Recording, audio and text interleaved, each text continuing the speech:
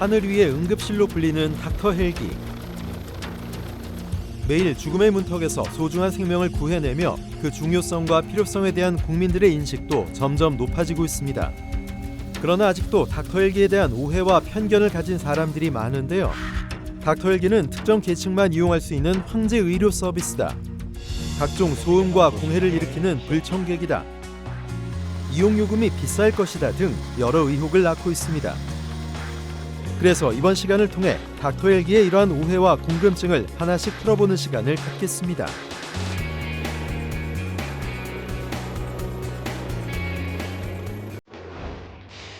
하늘을 나는 생명의 날개 닥터 헬기.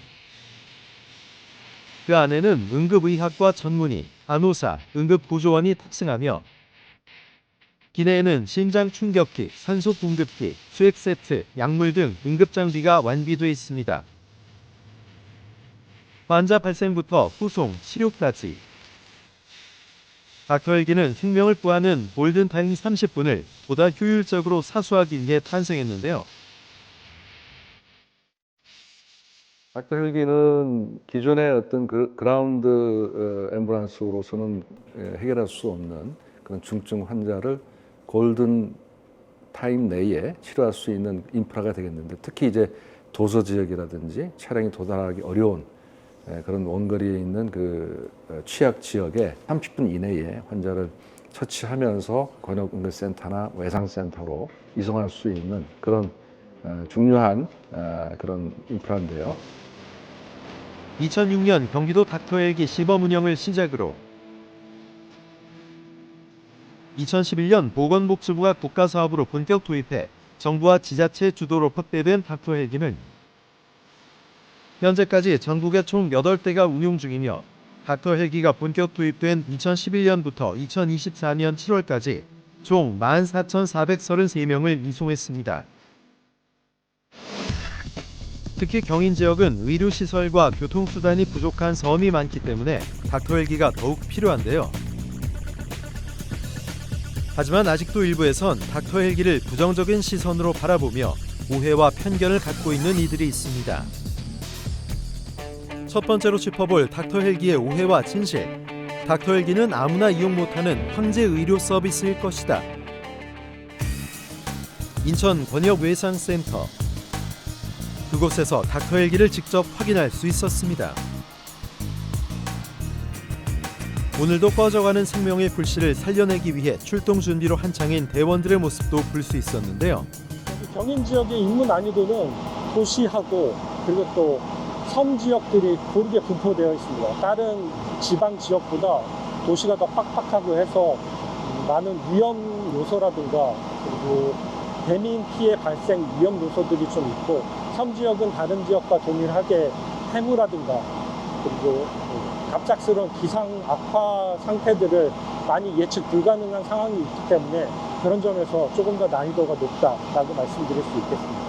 출동하시는 지역이 보통 어디 지역인 거죠?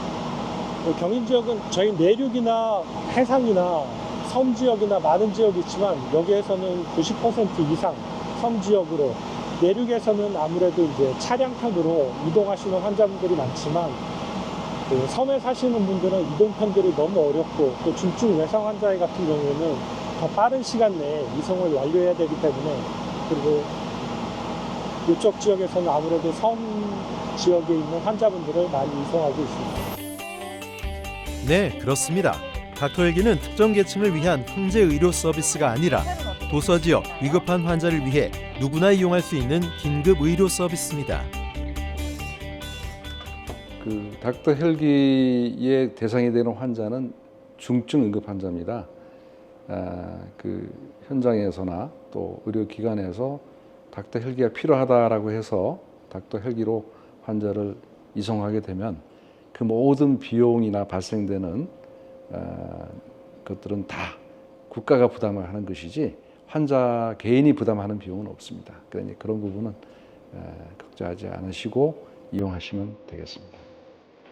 그렇다면 닥터 헬기를 아무런 조건 없이 자유롭게 이용할 수 있느냐에 대한 질문이 생길 수 있는데요. 닥터 헬기는 시골이나 도서 지역 등 응급 의료 시설이 부족한 중증 외상 환자, 심뇌혈관, 끝난 징후가 있는 산모 등 응급치료가 필요한 환자에게 우선 적용됩니다.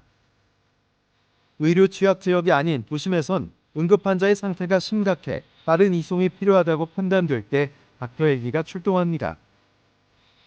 또한 기상 악화, 야간에는 환자와 의료진의 안전성 등을 고려해 출동이 제한됩니다.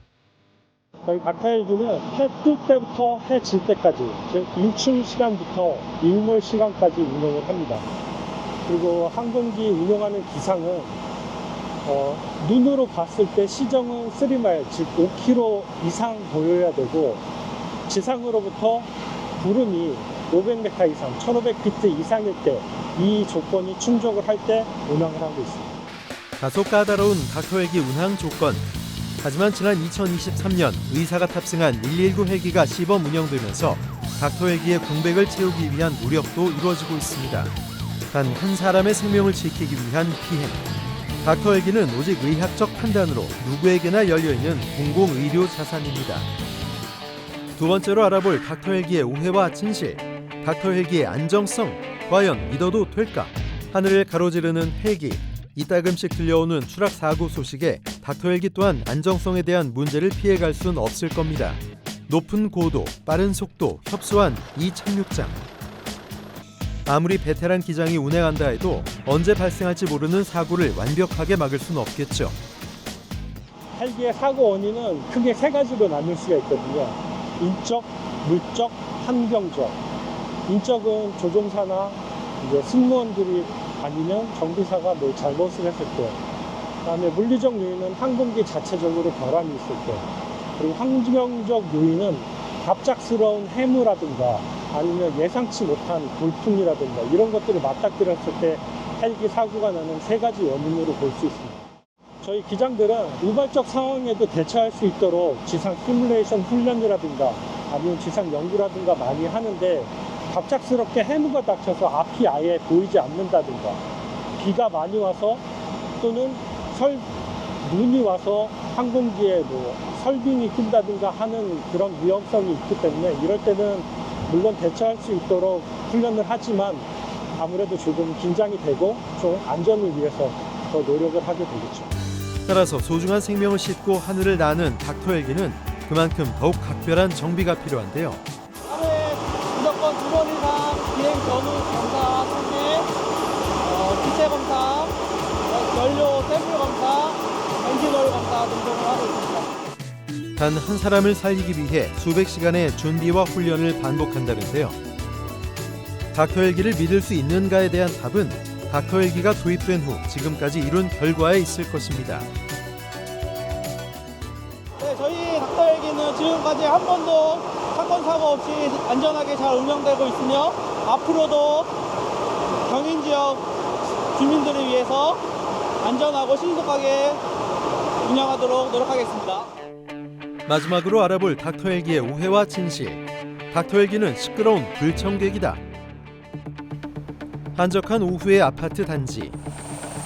그때 어디선가 이 평화를 깨는 굉음이 들리기 시작하는데, 엄청난 굉음을 내며 도심을 가로지르는 닥터 헬기. 이로 인해 당신의 휴식이 방해됐다면 어떤 느낌이 들까요? 외상외과 전문의 이국종 교수는 한 매체에서 닥터 헬기 소음으로 인한 민원 때문에 하루하루가 지옥 같았다는 말을 한 적이 있는데요. 그렇다면 진짜 닥터 헬기의 소음은 못 견딜 정도로 시끄러울까요? 닥터 헬기의 프로펠러 소음을 측정한 결과 113데시벨. 이는 풍선이 터질 때 나는 소리와 비슷한 수치입니다. 국립환경과학원의 생활소음 측정 자료를 보면 닥터 헬기는 약 115데시벨로 소방차 사이렌보다 작으며 오토바이, 지하철 내부 소리와 비슷한 수치를 보이고 있습니다. 닥터 헬기는 주로 이제 중증 응급 환자를 대상으로 해서 운영을 하기 때문에 헬기가 뜨고 내리는 동안에는 상당히 그 어떤 소음과 바람이 이렇게 생기게 됩니다. 그러면 민원이 많이 들어와요. 그래서 이런 닥터 헬기의 소리는 정말 생명을 살리는 소리다라고 하는 생각을 좀 가져주셔가지고 잠깐 그 몇 분이거든요. 몇 분 동안만 잘 참고 이해해 주시면은 이 닥터 헬기를 통해서 많은 귀한 생명들을 구할 수 있습니다. 네, 이 점을 좀 부탁드립니다. 시끄럽다고 느끼고 멀게만 느꼈던 하늘 위의 소리. 그 소리 속에는 한 사람을 살리기 위한 수많은 이들의 간절함이 담겨 있습니다. 닥터 헬기는 특권이 아닌 누구에게나 열려있는 공공의 응급실이며 여러분의 소중한 사람을 위해 오늘도 하늘을 가로지르고 있습니다. 그 비행이 더 멀리, 안전하게, 그리고 더 많은 생명을 향할 수 있도록 우리 모두의 응원이 필요할 때입니다. 한 주의 다양한 소식을 전하는 톡톡 게시판. 이번 주에는 어떤 소식이 기다리고 있는지 함께 확인해 볼까요? 공예를 일상 속으로 초대하는 특별한 시간 2025 공예주간 남산골 홈이 5월 16일부터 25일까지 열흘간 서울 남산골 한옥마을에서 여러분을 맞이합니다. 문화체육관광부가 주최하고 한국공예디자인문화진흥원이 주관하는 이번 행사는 공예를 통해 집과 삶을 다시 바라보는 특별한 전시와 체험이 준비되어 있으며 아이부터 어른까지 누구나 함께 즐길 수 있는 공예 워크숍과 작가 교류의 장도 열립니다. 공예의 오늘과 내일이 만나는 곳 2025 공예주간 남산골 홈으로 떠나보시죠. 조선시대 가장 빛났던 청년 예술가 헌안설원을 오늘의 감성으로 다시 만납니다. 오는 5월 24일 단 하루 경기도 광주시 남한산성 아트홀 일원에서 열리는 2025 헌안설원 문화제 청년 초희.